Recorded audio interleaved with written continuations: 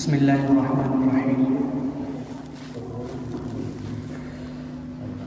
الحمد للہ وحدہ والصلاة والسلام علی من لا نبی بعدہ اما بعد فاعوذ باللہ من الشیطان الرجیم بسم اللہ الرحمن الرحیم قال اللہ تعالی فی کتابہ العزیز والفرقان الحمید اعوذ باللہ من الشیطان الرجیم بسم اللہ الرحمن الرحیم انا نحن نزلنا الذکر وانا له لحافظون صدق اللہ العظیم۔ الہی رونق اسلام کے سامان پیدا کر، الہی رونق اسلام کے سامان پیدا کر، دلوں میں مومنوں کے الفت قرآن پیدا کر۔ سامعین کرام، آج میں آپ حضرات کی خدمت میں ایک چھوٹی سی گزارش کرنے کے لیے بیٹھا ہوں۔ سب سے پہلے تو میں اس آیت کا ترجمہ اور اس کا مطلب آپ حضرات کی خدمت میں پیش کرنا چاہتا ہوں جو آیت میں نے قرآن کریم کی تلاوت کی ہے۔ میں نے قرآن پاک کے 14ویں پارے کی یہ آیت تلاوت کی، انا نحن نزلنا الذکر وانا له لحافظون۔ اللہ رب العزت اس آیت پاک کے اندر فرماتے ہیں کہ ہم نے ہی قرآن پاک کو نازل کیا ہے اور ہم ہی اس کی حفاظت کرنے والے ہیں۔ یعنی اللہ تبارک و تعالی نے جو کتابیں نازل ہوئی آسمانی کتابیں 4 ہیں، تورات، زبور، انجیل، لیکن ان میں سے کسی کتاب کے بارے میں اللہ رب العزت نے وعدہ نہیں فرمایا اور یہ نہیں کہا کہ میں نے اس کتاب کو نازل کیا اور ہم ہی اس کی حفاظت کرنے والے ہیں۔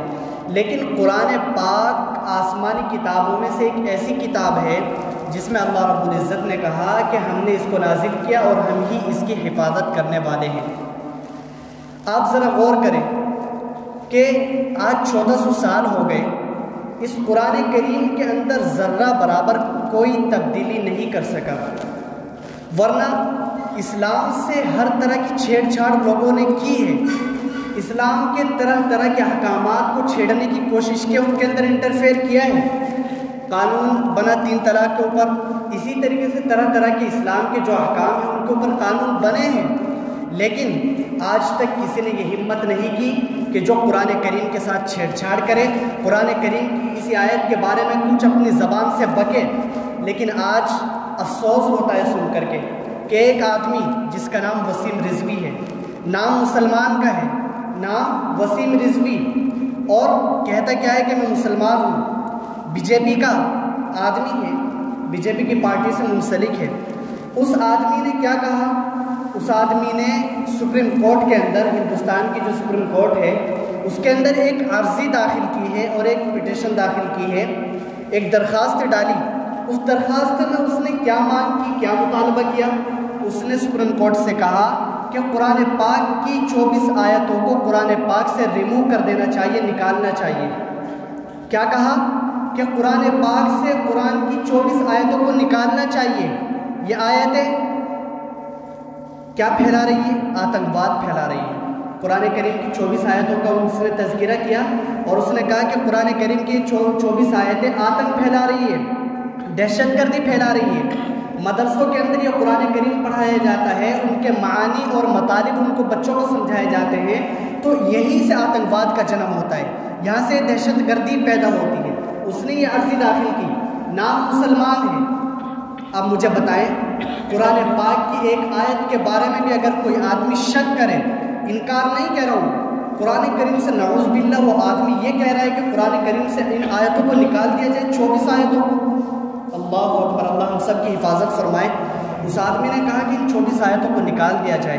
آپ یاد رکھیں اور اپنے دل و دماغ پر اس چیز کو نقش فرما لیں کہ اگر کوئی بندہ، کوئی مسلمان، کوئی مومن یہ قرآن کریم کے بارے میں عقیدہ رکھتا ہے اور یہ سمجھتا ہے کہ قرآن کریم کی یہ آیت میرے ذہن کے خلاف ہے، قرآن کریم کی یہ آیت میرے ذہن پر نہیں اتر رہی ہے اور میرے دل میں سما نہیں رہی ہے اور میں اس کو نہیں مانتا، تو اس کو اپنے ایمان کا جائزہ لینا چاہیے، اس کو اپنے ایمان کی تجدید کرنی چاہیے، اس کو اپنے نکاح کی تجدید کرنی چاہیے۔ کیوں؟ اس لیے کہ وہ مسلمان ہی نہیں رہا، جس نے قرآن کریم کی سری آیت کا انکار کر دیا وہ مسلمان ہی نہیں رہا۔ ایک بندہ جو 24 آیتوں کا انکار کر رہا ہے قرآن کریم کی، نام مسلمان کا رکھا ہے وسیم رضوی، وہ کیا کہہ رہا ہے کہ قرآن کریم کی ان 24 آیتوں کو نکالنا چاہیے۔ اور آپ ایک بات اور ذہن نشین فرما دیں، میرا طرح خیال یہ ہے کہ ہمیں اس کی طرف ذرا بھی توجہ نہیں دینی چاہیے۔ کیوں؟ اس لیے کہ وہ چاہتا ہے کہ مجھے عزت ملے بی جے پی کے نزدیک، وہ چاہتا ہے کہ میں سنگھ کے یہاں، سنگھ پریوار کے یہاں بڑا بن جاؤں اور مجھے اور اونچی پوسٹ ملے اور بڑا عہدہ ملے۔ اور یہ کب ہوگا؟ یہ جب ہوگا جب مسلمان اس کے خلاف ہوں گے۔ ظاہر سی بات ہے اللہ کے رسول کے خلاف یا صحابہ کے خلاف یا تابعین کے خلاف یا تبع تابعین کے خلاف اگر کوئی آدمی غلط بکواس کرتا ہے، کوئی کتا اپنی زبان درازی کرتا ہے، تو کیا ہم میں سے کوئی مسلمان جس کے دل میں اللہ اور اس کے رسول کی محبت ہوگی وہ برداشت کرے گا؟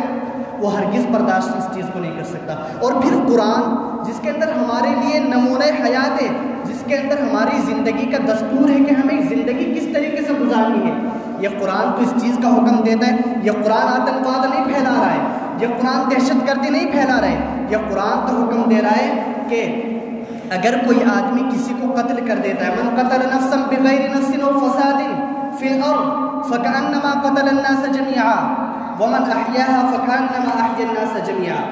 اس قرآن کے اندر تو یہ حکم ہے کہ اگر کوئی آدمی کسی دوسرے آدمی کو قتل کر دیتا ہے اور بغیر کسی بات کے قتل کرتا ہے، بغیر کسی لڑائی جھگڑے کے قتل کرتا ہے، تو اس نے ایسا ہے کہ پورے انسانوں کو اس نے قتل کر دیا۔ اور اگر کوئی ایک آدمی کی زبان ایک آدمی کو بھی بچا لیتا ہے، ایک آدمی کو بھی زندہ بچا لیتا ہے، جان بچا لیتا ہے، تو گویا کہ اس نے پوری دنیا کے انسانوں کو بچا لیا۔ اس قرآن کا تو یہ پیغام ہے، اس قرآن کی تو یہ دعوت ہے۔